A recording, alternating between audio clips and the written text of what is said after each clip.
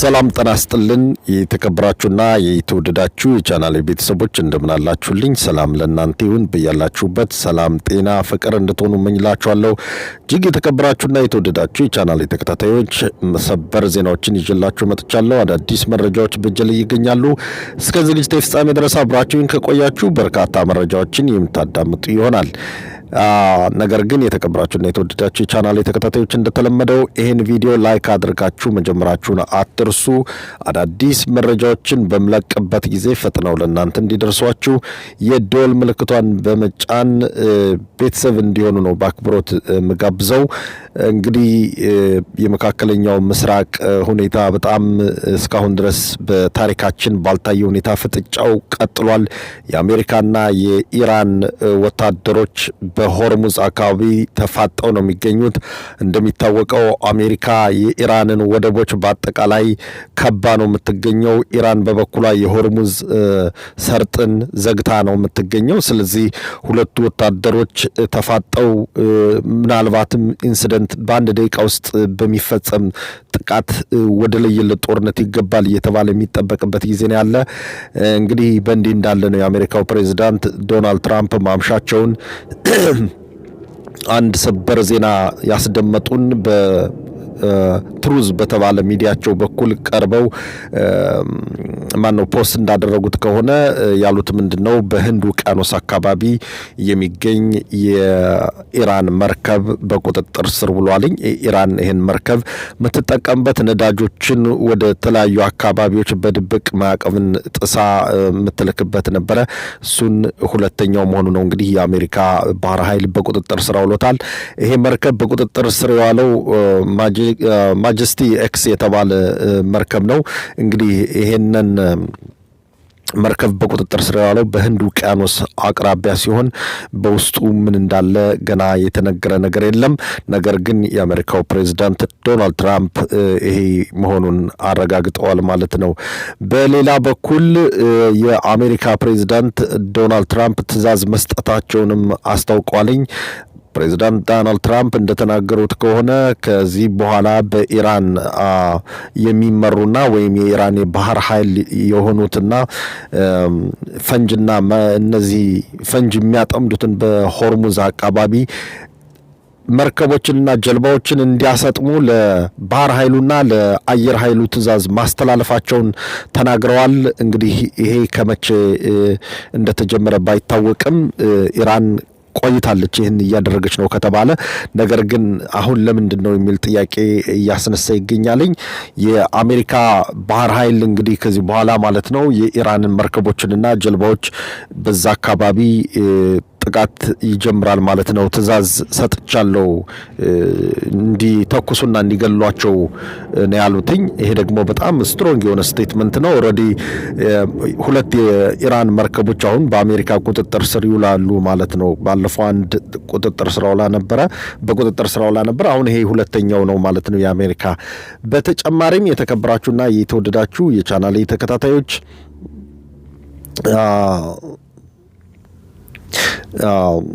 አሁን ከናንተ ጋር እያወራሁ ያለ የአሜሪካው ፕሬዚዳንት ዶናልድ ትራምፕ ኢራን ለመወሰን በጣም ተቸግራለች፣ አመራሩ ተከፋፍሏል እያሉ ናቸው። ዶናልድ ትራምፕ እዚህ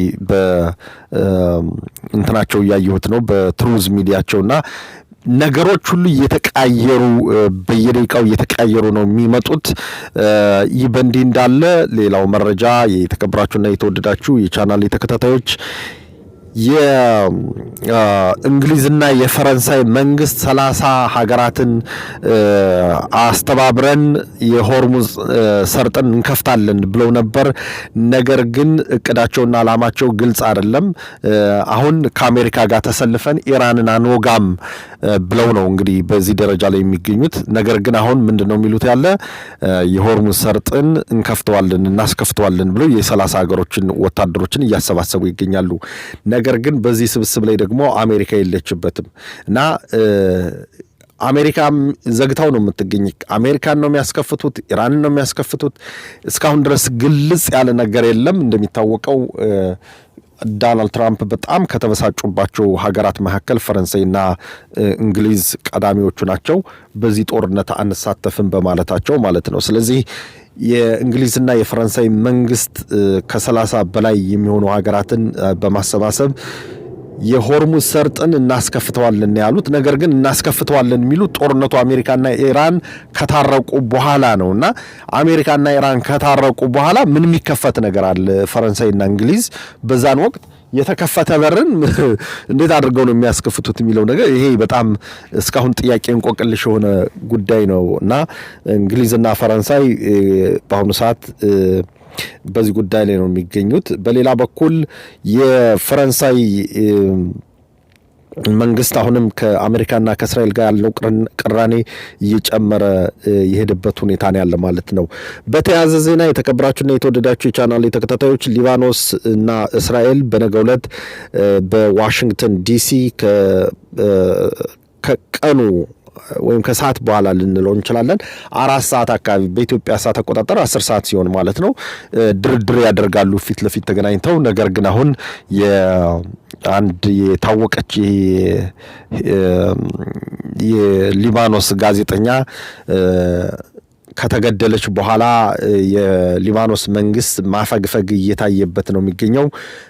በዚህ ሁኔታ እንግዲህ ከቀጠለ ጦርነቱ ደግሞ ከሊባኖስ ጋር ይቀጥላል ማለት ነው። ምክንያቱም አሁን የ2 ሳምንት ነው ምናምን ይሄ ፖዝ የተደረገበት ዋነኛው ምክንያት ምንድነው? ሊባኖስና እስራኤልና ሂዝቦላ ተኩስ አቁም እንዲደርሱ የተደረገበት ዋነኛው ምክንያት ምንድነው? የሊባኖስ መንግስት ከእስራኤል ጋር ተነጋግሮ የሊባኖስን አማጺ ቡድን ሂዝቦላን ትጥቅ ለማስፈታት ፈቃደኛ ስለሆነና ሁለቱ ሀገሮች የጋራ ጠላታቸው ለሊባኖስም ለእስራኤልም ለሶሪያም በአካባቢው ላሉ ሀገራትም ዋነኛ ጠላታቸው ሂዝቦላ ስለሆነ ሂዝቦላን ትጥቅ ማስፈታት ወደር የማይገኝለት የችግር ሁሉ መፍትሄ ነው ተብሎ ታስቦ ስለነበረ ነውና አሁን እንግዲህ በነገው ዕለት ሊደረግ የነበረው የሂዝቦላና የሊባኖስና የእስራኤል መንግስት በዋሽንግተን ከተማ ሊደረግ የነበረው ድርድር በቀጥታ ነበር ፊት ለፊት ያደርጉት የነበረው ድርድር ይቋረጣል ማለት ነው። የሊባኖስ መንግስት ካልሄደ እንግዲህ ነገ ነው ይሄንን የምናየው። ሊባኖስ ግን በአሁኑ ሰዓት እያስፈራራች ነው የምትገኘው። በተለይ እዚህ ድርድር ላይ አልገኝም፣ እስራኤል በተከታታይ ጥቃት እየፈጸመች ነው ወደሚል ደረጃ ነው የሊባኖስ መንግስት አዝማሚያው ማለት ነው በአሁኑ ሰዓት። እንግዲህ በሌላ በኩል የኢራን ባለስልጣናት በጣም በከፍተኛ ሁኔታ እንደተከፋፈሉና በተለይ አሁን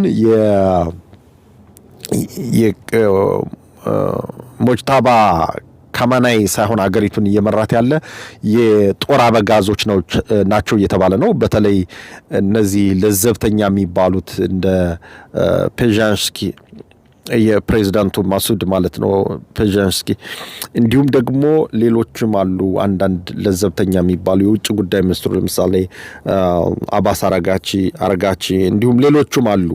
እነሱን እና አሜሪካ ሳይገሏቸው የቀሩት ለዘብተኛ ስለሆኑ ከነሱ ጋር ድርድር አድርገን ወደ ሆነ ነገር እንደርሳለን ብሎ ነው የነበረና አሁን እነዚህ ሰዎች ፓወርለስ ናቸው፣ አቅም የላቸውም። ምክንያቱም ወታደራዊ ኃይሉ 100% ስልጣኑን ስለተቆጣጠረው የነዚህ ሰዎች መኖር አለመኖር ምንም የሚፈይደው ነገር የለም እየተባለ ነው ያለ። በአጠቃላይ የጦር ኃይሉ የጦር አበጋዝ ነው እየመራት ያለ ኢራንን ማለት ነው። የተከበራችሁና የተወደዳችሁ የቻናል ተከታታዮች እና እንግዲህ አዳዲስ መረጃዎች በሚኖሩበት ጊዜ መጥቼ እለቅላችኋለሁ። ትናንት አንድ ዶክመንተሪ እለቃለሁ ብዬ ነበር። እንግዲህ ከስራ ጋር አልተመቸኝም፣ አልደረሰም።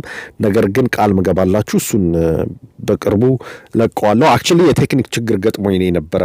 አዘጋጅቼ ሰርቼ ምናምን ብዙ ሰዓት ነው የሚፈጀውና ከጨረስኩት በኋላ ኤዲት ላደርገው ስለው ጠፋ እና አሁን እንደገና ሂጄ መስራት አለብኝ ማለት ነው። ረስቸው አይደለም ወይም ቃል ገብቼ ቃሌን ለማጠፋ አይደለም። እና ተመልሼ እመጣለሁ። እናንተ የሚጠበቅባችሁ ቺን ቻናል በጋራ ሆነን ማሳደግ፣ በጋራ ሆነን እንንከባከባት። እስኪ ቺን ቻናል ትንከባከባታላችሁ እናንተ በደንብ እንንከባከባት በጋራና ትደግ። ከዛ በኋላ ሁላችንም ያው እንደተለመደው ሐሳባችን የምንገልጽበት ሚዲያ ይኖርናል ማለት ነው። አሁን እኛ ሚዲያ የለንም። ሁሉ ሰው ሚዲያ አለው፣ የራሱ የሆነ ሚዲያ አለውና በፈለገበት ጊዜ የፈለገውን ፖለቲካ የሚዘውርበት ሚዲያ አለ። እኛ ደግሞ መረጃ የምንቀባበልበትም ሚዲያ የለንም። ስለዚህ ሚዲያ እንዲኖረን ያስፈልገናል።